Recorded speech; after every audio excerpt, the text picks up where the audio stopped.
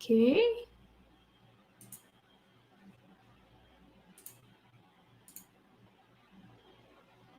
So it should be working now.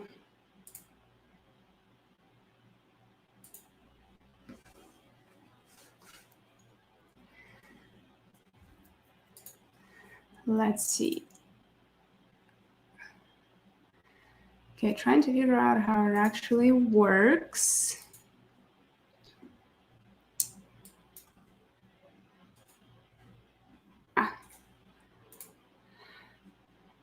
Okay.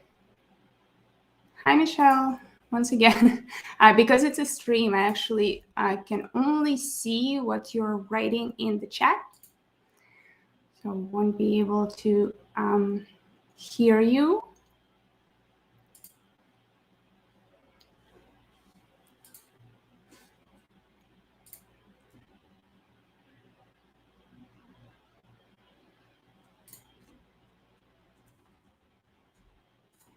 Okay.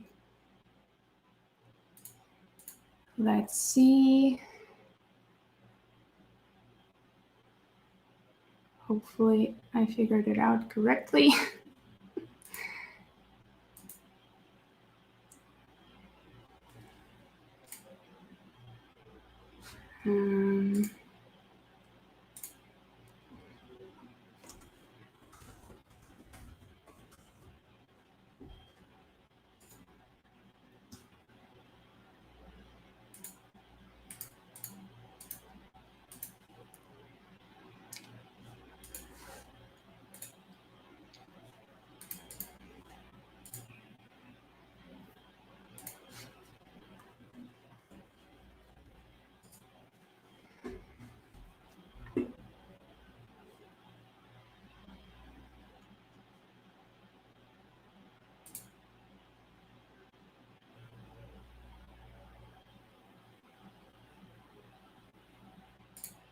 Okay. So I think it should be working. Double checking that it actually works. I'm gonna just go to LinkedIn to see if this actually works.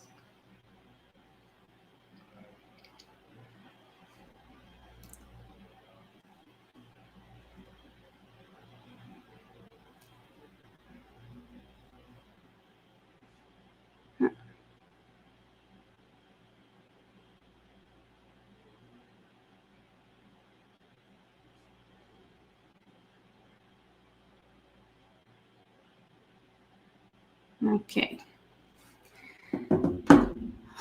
Hi, Anita. Hello, hello. Okay, and I think we should be good to start. Well, still have a couple of minutes, so I'm gonna just wait a few minutes to make sure everybody gets a chance to join if they want to join live. And while I'm double checking that I put in everything.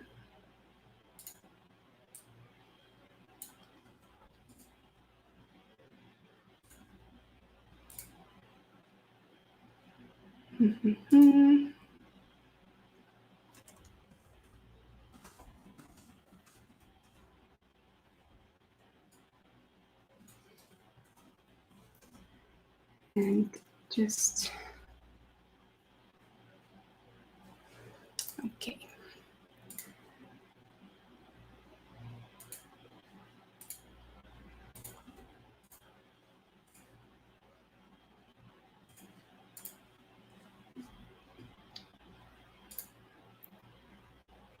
Hello, those who just joined.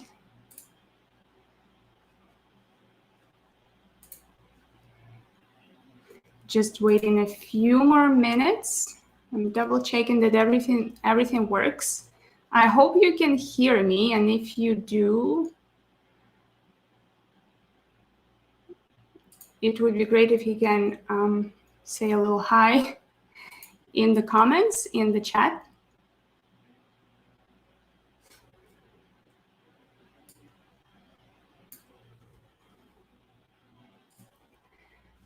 Okay. Hi, Jenna. Have more people. You can also watch me on YouTube or LinkedIn. So let me start. It's my first live stream, so I'm still figuring out the software, and it's a little bit complicated right now. So I hope that people would be able to join, and if not, well, it's a learning opportunity as always, and I will be figuring that out for the next one. But in this sprint, in this live, I wanted to answer some of the questions that I was getting from people. Hi, Anurag. From people on social media, in messages and emails, just to kind of go on live and see if people have other questions and want to follow up on some of the things that I said. So I have gathered a few questions that I got, and I will go through the questions and we'll just go through the ones that I already have, and then I will, if you have additional questions, you'll have an opportunity to ask those as well. So I will just go with this, starting from my list here. And there are a lot of different questions kind of coming from different directions, from different topics, all about, obviously, the role of the Scrum Master. Let me start, and you will be able to see that at the bottom there. So how do you help team come up with the sprint goal? That is something that always comes up, especially in the PSM and PSM2 training for me, is that the sprint goal right now is a commitment, right? So it is something that is very important. Interestingly enough, Mike Cohen just posted a blog post, I think a few days ago, about saying, hey, sprint goals are might not be as important. I'm actually will be sending more of my thoughts on that to my in an email soon. But how do you help your team to come up with a sprint goal? I think it starts with making sure that your team is actually a team. One of the things that I think we'll always assume that people who work on the same product by default are a team, but sometimes that's not the case, right? If they don't have a common goal, such as a sprint goal or a product goal, and they don't really need each other to achieve their goal, then what makes them a team? Apart from the fact that they're a group of individuals sitting maybe in the same space or reporting to the same manager. So that can be a very good question to ask, and make sure that your team actually works towards common goals and they need each other to achieve those goals. Other things is, it's really, I think what helps sometimes, especially when you're a Scrum Master for the team, is just to try to figure out what the product owner and the team wants to accomplish during the sprint. And sometimes just because you're observing it, you're able to see the commonalities. There's one of the things that happened recently when we were working on the sprint goals, and it was very difficult for the product owner to come up with a sprint goal. So I said, well, tell me what we need to actually accomplish. And as we were going through all of those things that we needed to accomplish, I could see a clear connection between all of them. And that way we're able to actually create one sprint goal that was combining those things together. So that definitely helps, just trying to observe it. There are also different templates that you can use, though I feel like sometimes templates can be helpful because you're not starting with a blank page. You have something to start off with, but at the same time, they might be limiting, right? So it depends what the situation is with your team, but sometimes the templates can be useful, and you can find a lot of them on scrum.org website. And apart from that, I think it's really creating a sprint goal or product goal is more of a skill, and that skill the team needs to create and develop. So at first, the sprint goals will be pretty vague, or you will have several of them. But as the team kind of gets into the habit of creating the sprint goal, they will get better.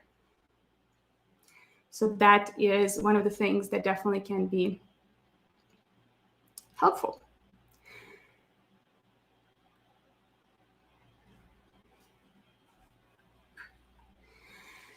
So I'll consider this complete.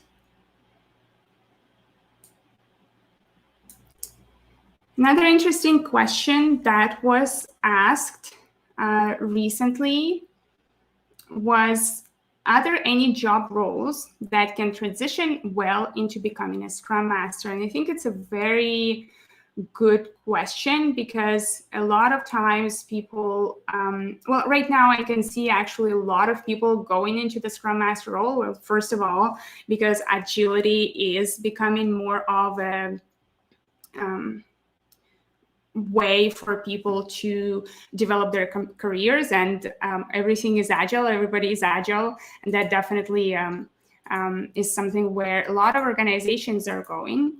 So that can be a great way to change and develop your career. So what roles can transition well?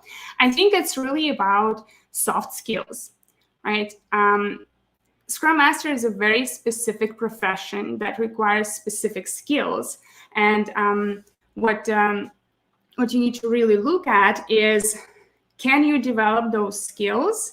And are you able really to align them with your professional goals as well?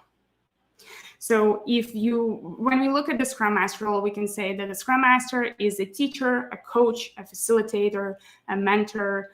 There are a lot of those soft skills that are needed. And when we talk about who would be the most successful in a Scrum Master role, we can talk about traits like patience, caring for others, selflessness, things like that. So if those traits and those skills feel like you, and your role allows you to develop those skills, then I think that can be a really good transition into a Scrum Master. What I found, a lot of the traditional roles, especially management roles, have difficulty going into a Scrum Master role, just because Scrum Master role requires you to kind of step aside and let the team make most of the decisions. And in traditional management, this is not how we really work. We really are there to help the team on a daily basis to maybe potentially make decisions on their behalf and give them clear understanding of what they need to do. Scrum Master role is not the same thing, and sometimes you need to allow people to fail so that they can learn. Hi, Debbie. Double checking who else is there. If the stream isn't going too well, please let me know in the comments so that I can actually try to fix it. Because I'm not sure if it's... Hello. If it's actually, you can follow the stream properly. For me, it's a little bit choppy. I don't know if it's the same thing for you. Okay, are there any job roles that can transition well?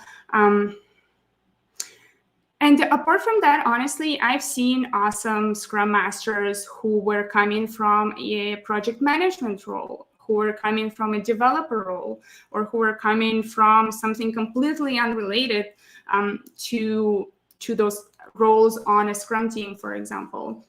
And I think that just shows that the role is really about your dedication to agility and Scrum, and your willingness to learn and your passion. So you might have an easier time if you already have the needed skills, of course.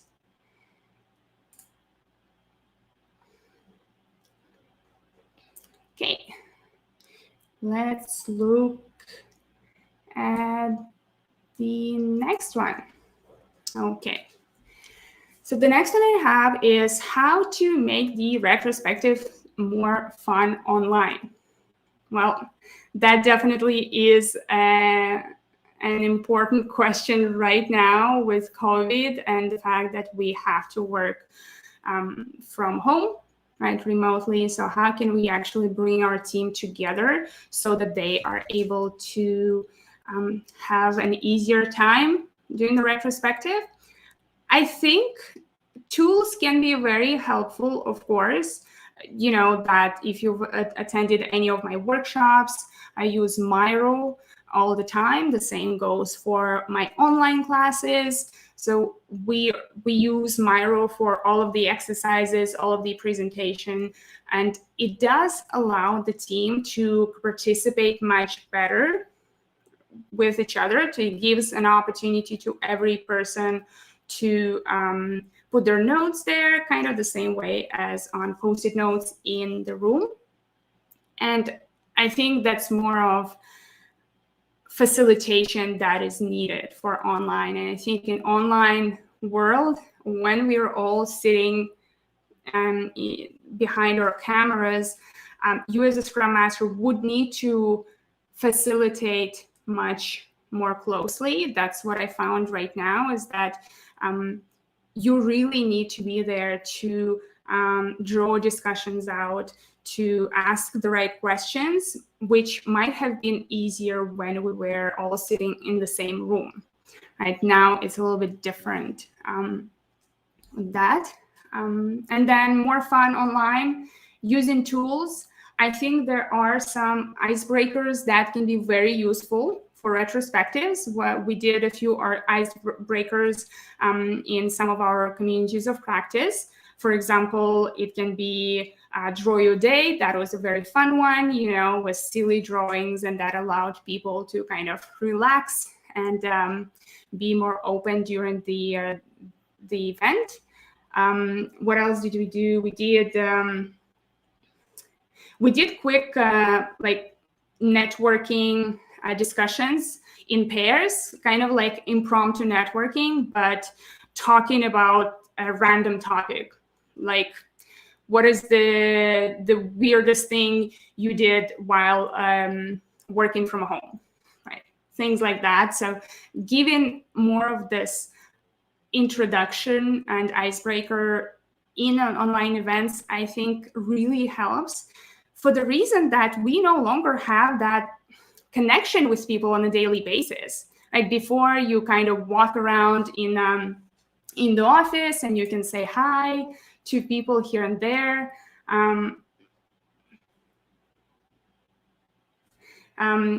Here and there. So I'm just looking at the chat, double checking that I'm following up on those questions. So too bad the video is a little bit choppy, but hopefully the recording will be better. What are we talking about? Oh, yes. So because we are online, we obviously don't have that opportunity to create connections, informal connections with people that we work with in the office. It was much easier before. You just go for a coffee, you know, for a quick discussion. It no longer exists. So I think our role in Scrum teams is to really help recreate this connection online. And one of those things is retrospectives is a great place to actually do that by introducing some fun games at the beginning, icebreakers, and really helping people kind of to connect to each other. And then using different tools to allow people to participate. And obviously, I always say it's much better when people are on camera.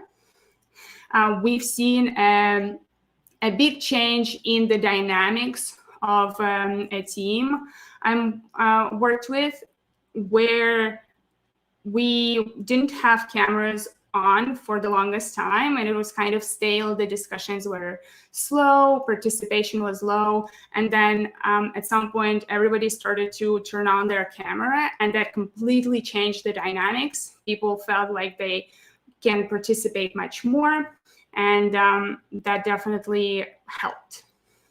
So that is something that I think can be a good way to also make your retrospectives and any other discussion more fun online. Okay. What's next? Oh, another one about goals. That's an interesting one. So how do you use product goal while sprint planning?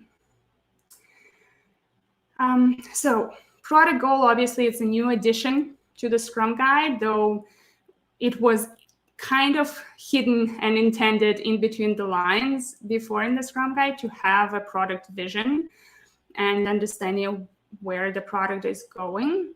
But I think that right now it's more and more specific, right?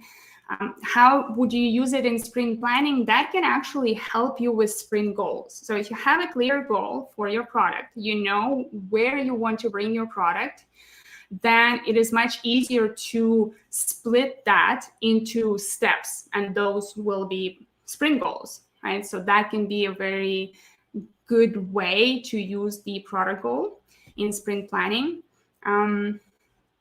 And overall, I think that the product goal is a way to bring people together as a team because it gives them purpose. It gives them an understanding of how their daily work actually aligns with company goals, right? With company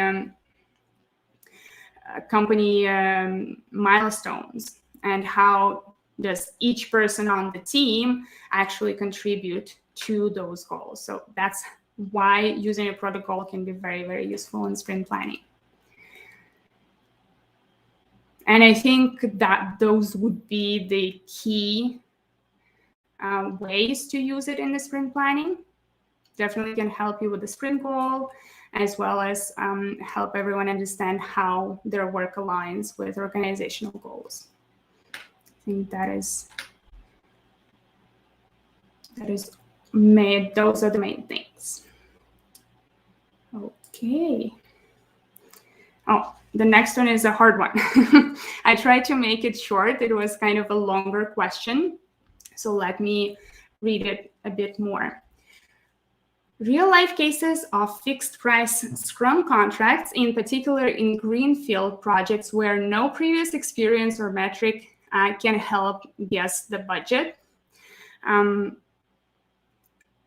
I was thinking about this in the past couple of days when I saw this question, because real-life examples, that what really helps for fixed price contracts. So the way I see it is, in Scrum, we don't say that there is no such thing as fixed price or no deadline, right? If we have those constraints, say we have a fixed budget or we have a fixed deadline that we need to meet, then what we look at, what we change is the product backlog, the scope, right? So that's how you would go about it. And I think the way to actually go through it in a more controlled way, especially in greenfield projects, is to have that end of sprint review, right? So every sprint review, you can see how much money did we spend last sprint, how much money is left, and how did we progress towards our goals or towards our initial scope. And then we're talking empiricism here. We don't need to have previous experience to guess the budget, but what we can do is to start the work and to see after a few sprints how much work can we do within a sprint and how much money it costs us. And then we can make decisions based on that, right? So that can be kind of a way to go about it. And if you are working with clients, all right, clients who have, say, a fixed budget, maybe it's a marketing or something digital products that you're delivering, that still can work in the same way, where every sprint, whatever the the duration really is. You can go back, look at your budget, see here's how much money we spent, and here's what we were able to deliver, right? And then when we look at the contracts, you need to add some, how to say, some provisions for those, for the empiricism, really, for the fact that we are working in a complex environment, which can be, first of all, the client can ask to change scope, right? As we learn more, they can quickly say that we no longer want this feature, let's work on this instead, because maybe we're running out of money. At the same time, giving a clients an opportunity to opt out if they feel that they have gotten everything they wanted, or if they gotten the value that they wanted. And that can be a provision where they can close a contract by paying a fee if they feel that they have got everything they wanted from this project, for example. So that are some of the examples of how you can structure those contracts to leave provisions for Scrum and for agility, really. Hope that answers it. Let me double check what we have in our chat. Okay. Anita is asking, I was a project coordinator in an agile organization at Publication Field. Will they consider my experience in IT for Scrum Master? I think it all depends on how you present your experience, really. If you are, because when you're working in any role, really, you're not just doing one thing, right? You have an opportunity to contribute at different points in the organization to different projects with different skills, right? And in this way, you're able to present your experience as a project coordinator in the right way. What I think often happens is people who want to change the role, say in a Scrum Master, from project coordinator to Scrum Master, they put their they put their experience as is on their resume, for example. But the thing is that as a recruiter, I need to understand if you have the knowledge and skills to take this role. So I understand that in project, as a project coordinator or manager, you were doing other things, but which experience from there is relevant to the Scrum Master role? So that's where me as a recruiter, for example, I can see whether you could be a good fit for the role, right? So I think it's all about how you present your experience, and I'm pretty sure that there are a lot of things that you did in your role already that you can present that are relevant to the Scrum Master role. Okay. What do we have next? What are some good team self-assessments so I can baseline my team and move towards improving their performance? So different assessments. There are so many assessments. I think once I found a page, not sure on which website, one of the Agile coaches' websites, that had like 50 different assessments on the list. There are so many, it was difficult to even understand what is relevant. Or is Anita, hope that was helpful. So the one that I really like to use, the simplest one, and I think I talked about it a few times in videos and in blog posts, it's called the Unofficial Scrum Checklist by Eric Nyberg. Enric Nyberg from CRISP. So, show Scrum checklist. I think if you just look for unofficial Scrum checklist, just wanted to, online, you will be able to find it. And that can be a great way to start, because it gives you all of those key elements of Scrum Obviously, right now, with the new Scrum Guide, you might need to adapt it a little bit, talking about things like sprint goal, product goal, and all those additions that we see. And that can be a good start because it helps you really nail down the more of high-level problems or challenges your team or organization might be having.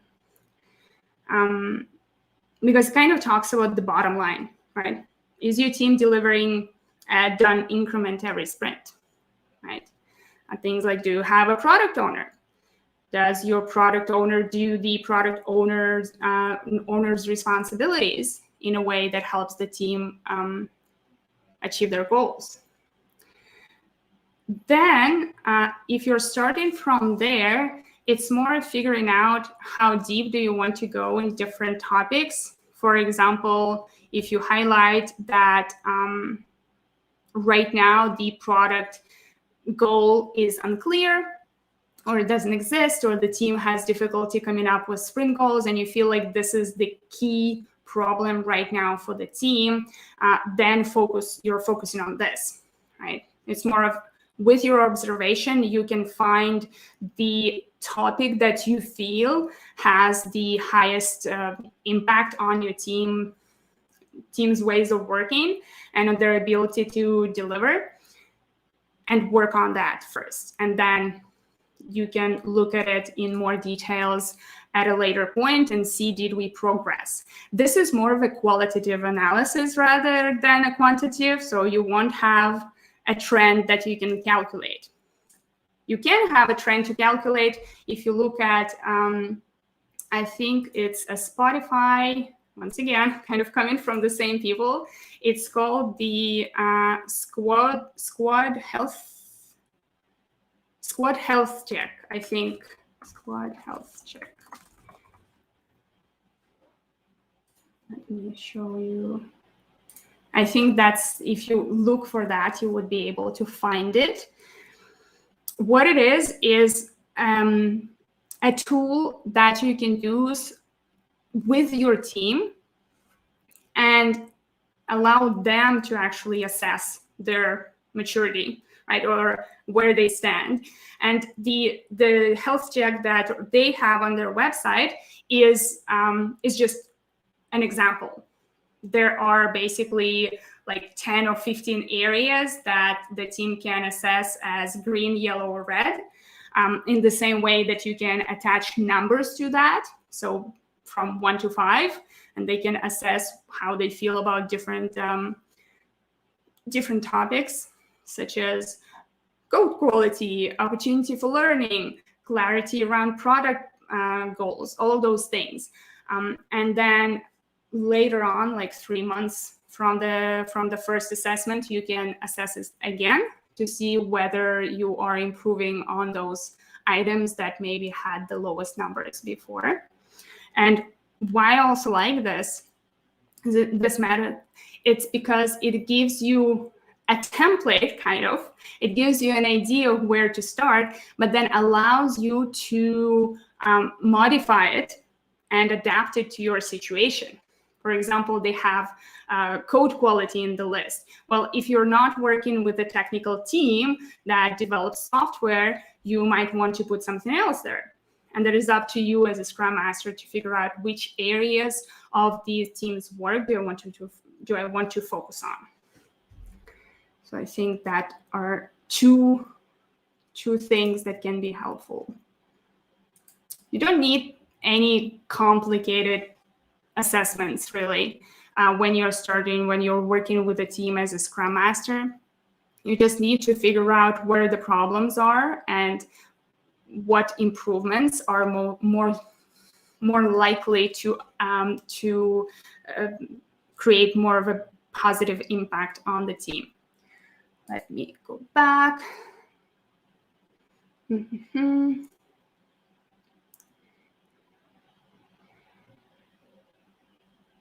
Okay, so let me go back to some of the questions. I see there are a few questions that are in the list. I will go back to those. I just wanted to look at 2 more questions. Hello, Ram. So questions that I wanted to highlight, because a few people talked about these questions. Basically, estimation. It's about estimation. This particular question says how to estimate when not everyone is working on a specific user story. Or a similar situation, someone is explaining where developers estimate their development work, and then QA estimate their QA work, and then we combine the numbers and we have the size of the user story, right? So is it okay? And if not, what are the impacts? So the estimation really is an opportunity for the team to plan, right? So it's an opportunity to understand how much work are we able to accomplish within the sprint. And if you are splitting estimations between different parts of the work that you're doing, you're kind of missing the point. Because within those numbers, say it's a 8 story points user story, 5 story points was estimated by the developer, and 3 story points by the QA. How does this actually help you plan ahead? Because you don't, once you get into the sprint planning, you don't know how those items were split. So the number doesn't actually help you. I would say if your team is unable to estimate in more of a concise way together, there might not be any point in estimation at all. Because the estimate, why you need it, is to be able to plan ahead. And if this estimate doesn't help you, then you are kind of wasting your time in the sprint planning or refinement to put numbers on things. And this sounds more like trying to estimate in hours rather than actually using story points, which is created more for relative estimation. I do have an article that I posted recently on my website on the blog talking about relative estimation. So you can look into that a bit more, and I think that can be very helpful. Now, just to get back to this first question, how to estimate when not everyone is working on a specific story or when skills are different. And that's where the relative estimation really comes into play. As a team, we should start with a baseline. And this baseline we can take from the past work, right? Empiricism, we base all of our decisions on the past historical data that we have.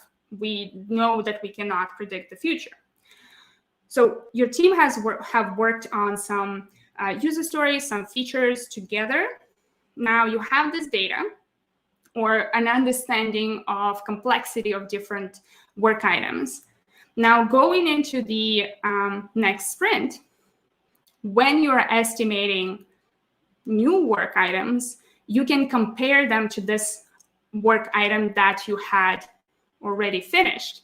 And that is kind of where relative comes in, where you have this baseline user story and you just assign a number to it, say a 5. This user story is a 5. Now, when you're going into the next one, you don't try to understand how many hours you need to put in, how much complexity it is in maybe waiting time or risk, and all of those things. Instead, what you do, look at it and say, is it more complex? Does it require more effort than this other user story that we have finished? If the answer is yes, then okay. By how much? Is it twice as complex? Well, maybe even more. Okay, so then if this one was a 5, then this one needs to be at least a 13 because we know it's more complex than this 5. And that's how you go into the estimation.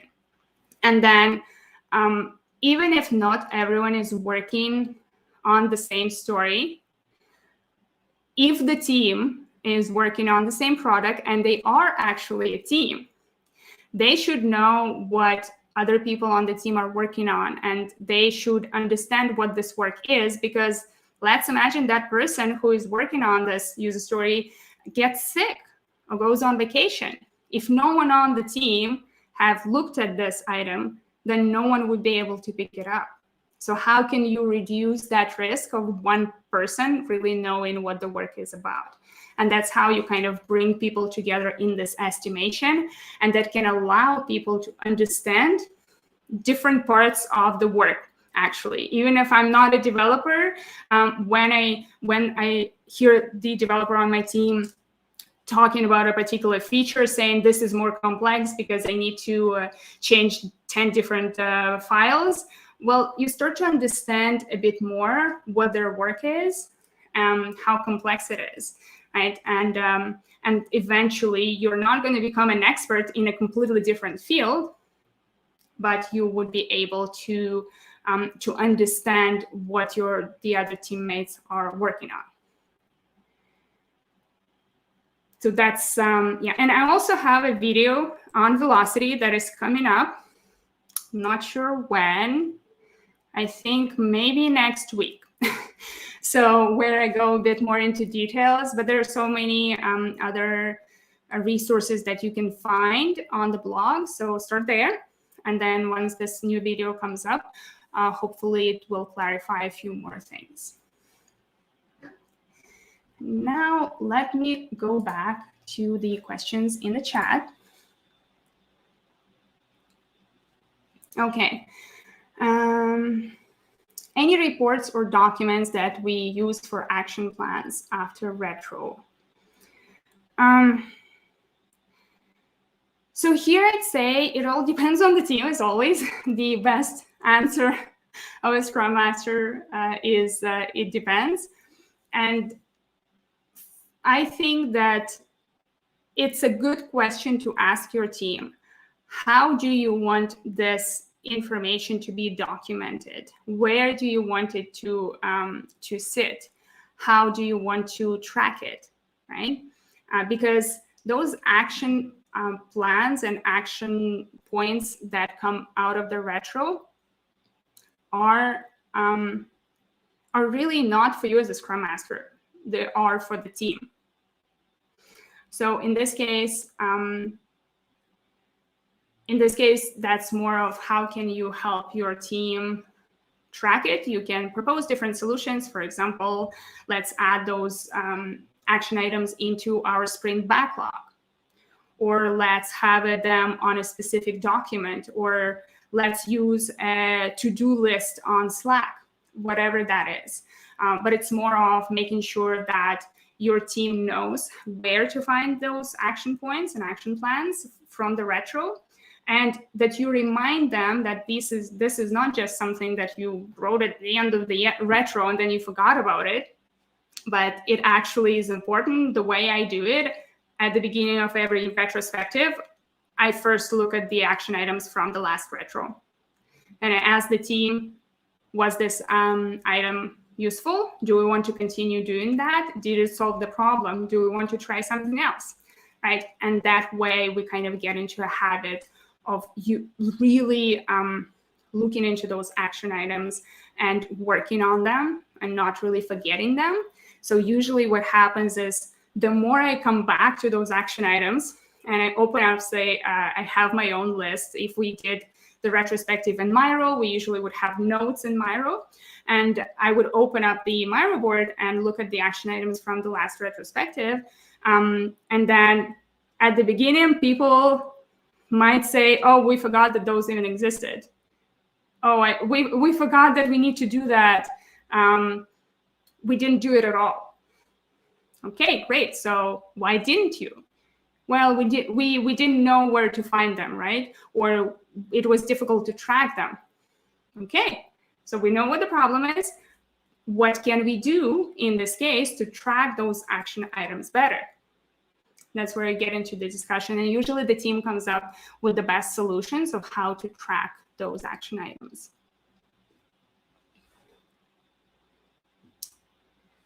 Okay. Any certification that you would recommend for getting SDLC knowledge? I'm not a software developer, and I have very basic knowledge of software development, though I did finish an online course on programming, just for my own training and education. I wouldn't know, to be honest. So if anyone in the chat knows what some of the certifications that can be useful, please put it in there to help Anita. I would say maybe look into DevOps, even though it's not about the CDLC cycle, but it's something that can help.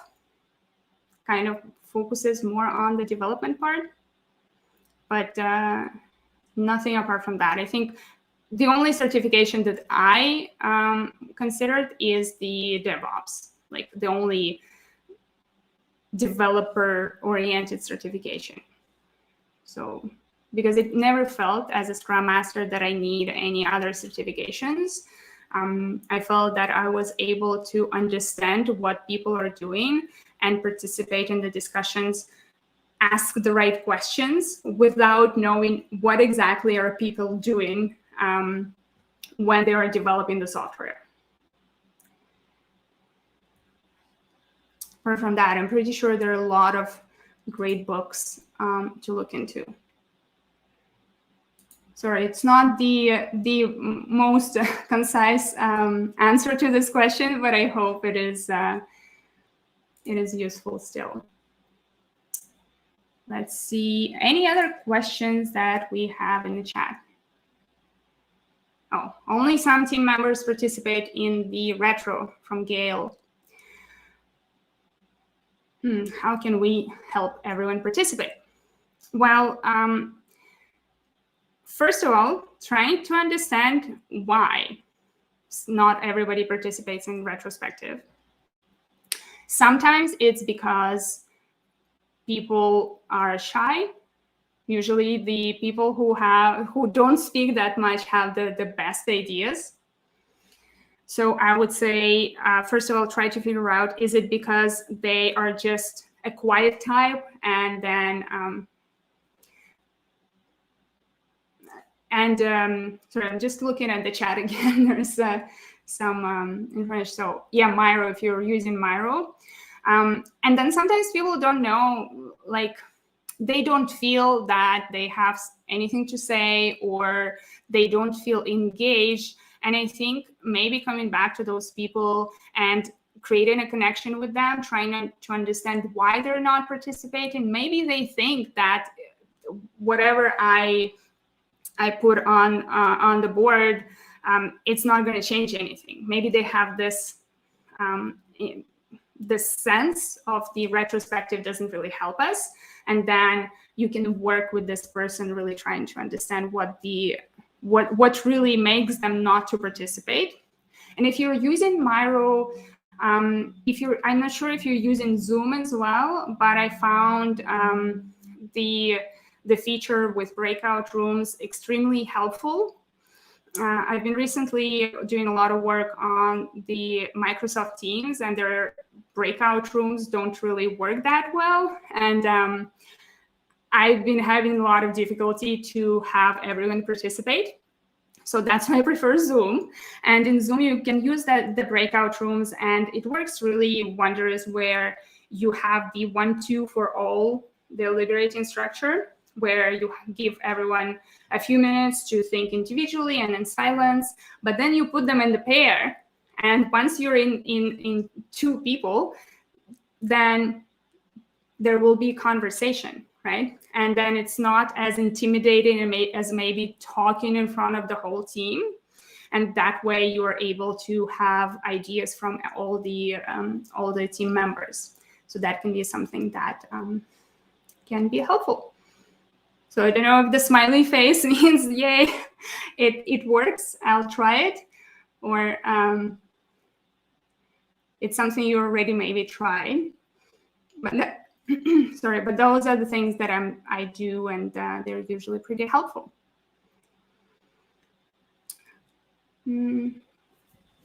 Another question from Anita. This is from my friend. She has a gap of 8 years in her career, so what would be your advice for her?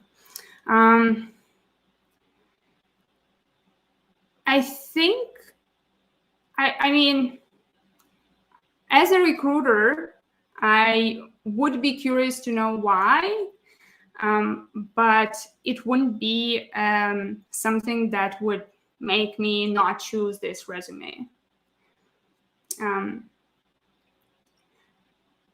But it depends on the recruiter. So what I saw some people do is to have, like, if there is a gap, to actually explain why the gap was.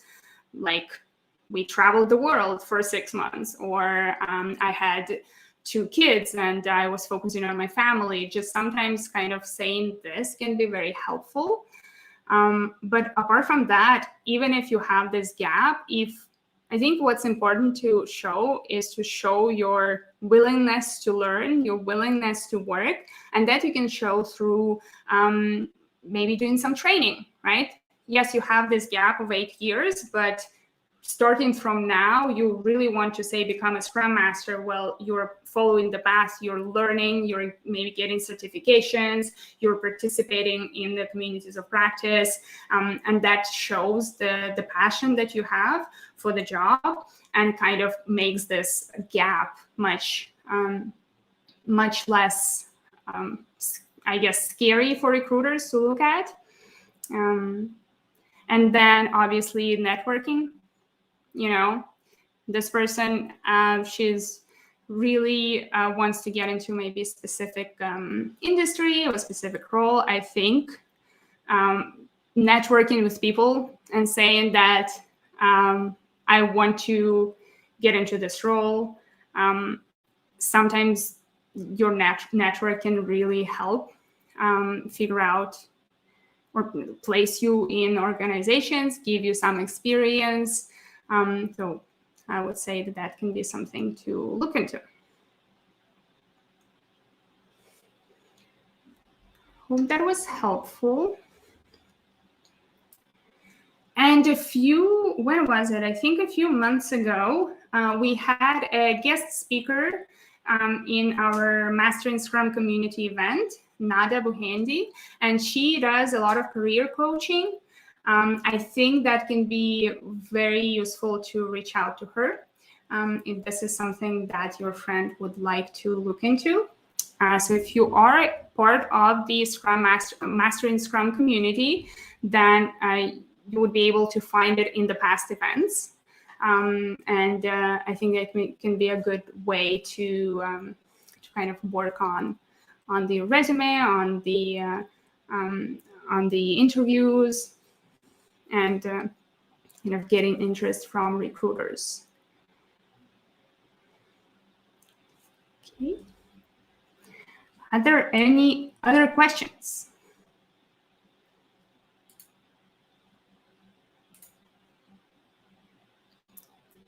If you do have some questions, put them in the chat.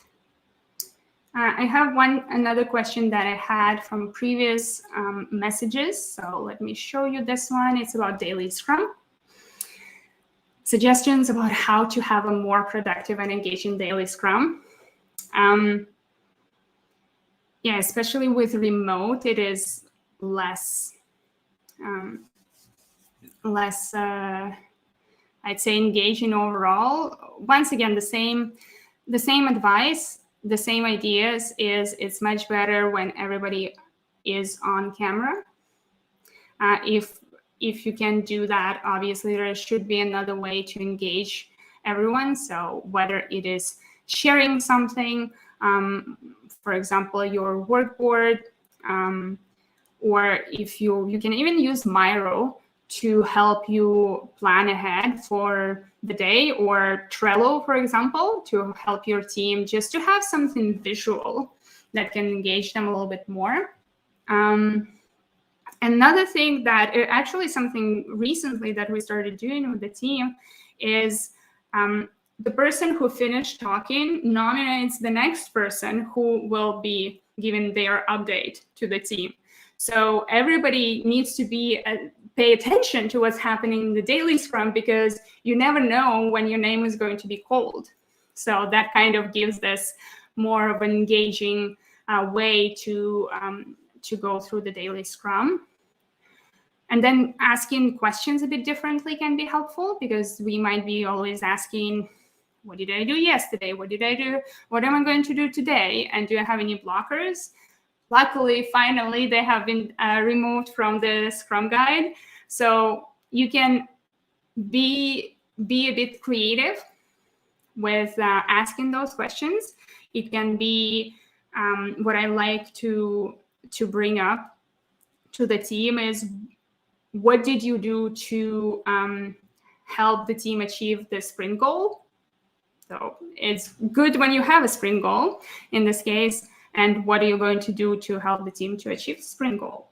And so it kind of changes the question a little bit. So that can be helpful as well. I remember when we were working in the office, because at some point, obviously, once the team was mature enough, I no longer was participating in the daily Scrum at all. Well, obviously, the Scrum Master is not a mandatory attendee and shouldn't even be there in the daily Scrum. What I was doing is we had a whiteboard, and on the whiteboard, I wrote down the questions for the daily Scrum. So it was kind of a reminder to the team, when you're doing daily Scrum, here are the questions that you can look at to help you actually have this daily Scrum discussion, right?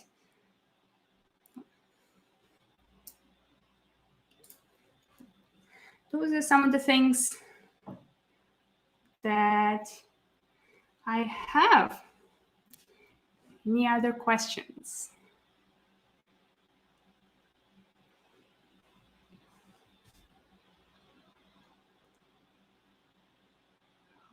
Okay. In case while you're thinking, maybe other questions come up. So I'm just wanted to once again to tell you that I have the Mastering Scrum community. If you're interested in participating in the kind of discussions I'm having right now with other professionals and with me as well, I encourage you to join the Mastering Scrum community. It's a great community where you can ask any questions that you have about your role and get some input from people in the group. Really, it's a very nice community, and people have been getting a lot of value out of it. Other things is, as I said, I see a question from Gail. I'm going to get back to that. Other things I said, if you obviously want to have a bit more information, I do encourage you to go to the Scrum Mastered blog. There is a lot of videos and blog posts there that can clarify some of the questions you might be having. Hopefully this can be helpful for you to figure out how you can be a better Scrum Master and Agile professional. Let me look at this question. Team has lots of bugs to fix. How do you address that as a Scrum Master? I'm thinking of a team RC in Miro. So,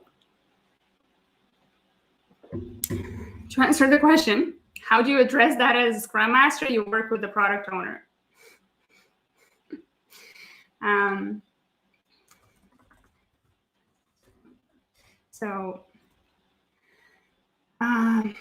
Basically, bugs to fix, they're also part of your product backlog, right? So how does your product owner work on, I sent the wrong link. There you go. So is your product owner prioritizing the bugs properly? You know, that can be something to work on. Then other things is, why are there so many bugs, for example?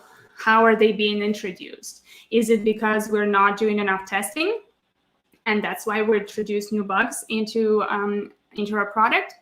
If that is the case, then maybe we need to work on our definition of done, so that when we say something is done, we have tested it, that there are no more bugs that we introduced, right? Kind of the same as if you're when you're compiling code, when someone submits additional code into the code base and it returns an error saying there was a merge conflict, you're not just pushing this code and saying, that's fine, that's okay, I'm going to ignore this merge conflict. And I think that's kind of the same, where you can say what do we accept as the minimum quality to say that this is done. So definition of done, that can be a good way to start this discussion. And apart from that, the bugs shouldn't be sitting in a different space. It's still part of your product backlog, right? So you need to be able to prioritize those bugs against everything else that you need to work on. So there is no external support team figuring it out. It's the team who is working on the product who takes care of the quality of the product and hence fixing the bugs.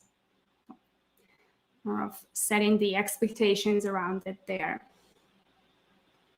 Okay, we only have 5 minutes left. And I would like to thank everyone for coming to this live. I hope that, I know that the video was choppy, unfortunately, but I have a recording that I will be posting that hopefully will be better in case you want to come back and watch it again. And I also wanted just to remind everyone that there are a lot of great resources that I share on my website and on my store as well. I have been adding new products there, and I will be working more on adding additional workshop materials. So if you're looking for workshop materials that you can use on it with your teams, you can find them there, as well as my online course, Success with Agile and Scrum, the shameless plug there. So if you want to learn more, you can find all the information on the website. So that would be it. Thank you so much, everyone, for joining. I hope to see you in the next live. I'll be trying to make these more often. It's the first time. I feel like I was so stressed because I never did a live, though I did so many online live workshops before. For whatever reason, going live on stream felt a bit more daunting, I'd say. So yeah, thank you, everyone. Thank you for coming.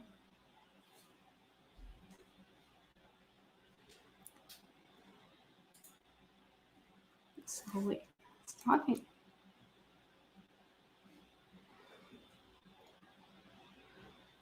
And have a great day, everyone. Hope to see you in the next one.